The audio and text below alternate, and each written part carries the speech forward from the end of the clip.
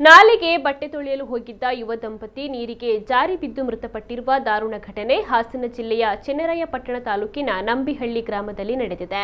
ಮೃತರನ್ನ ಗೋಪಾಲ್ ಹಾಗೂ ಅವರ ಪತ್ನಿ ದೀಪು ಎಂದು ಗುರುತಿಸಲಾಗಿದೆ.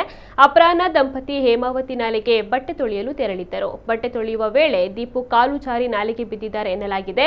ಪತ್ನಿಯನ್ನು ರಕ್ಷಿಸಲು ಗೋಪಾಲ್ ನಾಲೆಗೆ ಧುಮುಕಿದ್ದಾರೆ. ಆದರೆ ನಾಲೆಯಲ್ಲಿ ಭಾರೀ ಪ್ರಮಾಣದ ನೀರು ಹರಿಯುತ್ತಿದ್ದ ಕಾರಣ ಇಬ್ಬರೂ ಕೂಡ ನೀರಿನಲ್ಲಿ ಕೊಚ್ಚಿ ಹೋಗಿದ್ದಾರೆ.